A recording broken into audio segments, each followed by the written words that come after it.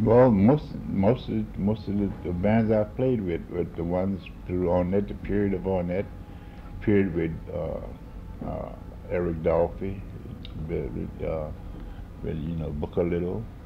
Then the period with Carl Berger. There's been periods with different musicians that I played with that there are records you can find, of different periods. Yeah. So whatever period, all depends on what period you want to play. How long did you play with Eric Dolphy? Eric and I worked together. We played this band. We played together. We recorded we played together 2 weeks before we recorded. But Eric and I had played together before in California. Eric, they used to have a nightclub called the Snake Pit, and Eric was the director of the jam sessions every Sunday. And so as a result, he and we played together before he came to New York with what's his name, Hampton. I can't remember the drummer's name. He was playing with this drummer, and he came to New York. That's when then he began working with Booker Little and I. We had a group. Then after that, he went with Coltrane, and so on and so forth. And you worked with Carl Berger. Oh yeah, Carl. In fact, Carl and I have groups. I have dates set up when I get back to do more with Carl Berger. We were in Canada and now in Banff, Alberta, this was about in December of '80. We were there at the Banff Art Center for about 3 weeks, and we did some workshops and concerts there. Just the two of you? No, just he and I, Sam Rivers and Dave Holland, Lee Connors, a lot of George Lewis, trombonist, a lot of other musicians. Sam Rivers was here a couple of months ago. Yeah, I know. Yeah, we've heard about all the musicians that's been here.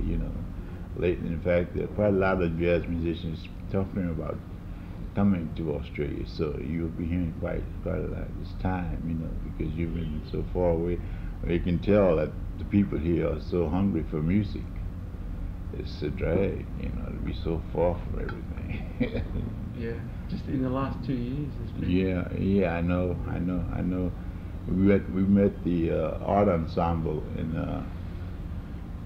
I think we were in Frankfurt, and they had just came back from Australia, and they were talking about the trip. That's great. Yeah. What would you have you got like an album or any concert or any part of your career that you're most proud of? Well, yeah. The most part of it is the part I play with on it.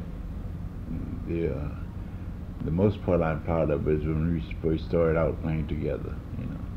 That part, because of the fact that it took a lot of determination and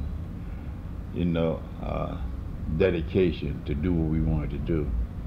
And he and I, because we played, we had a lot of cold stares and a lot of flack, from the musicians. They wouldn't play with us. We'd walk on the bandstand and they'd have jam sessions, and they'd be playing. And as soon as I got on the bandstand, the rest of the musicians would walk off.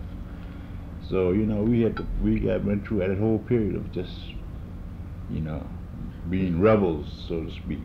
Was there a race problem there as No, well? oh no, it wasn't no race. It was strictly music. It was music problem. There's no race at all. It was strictly music.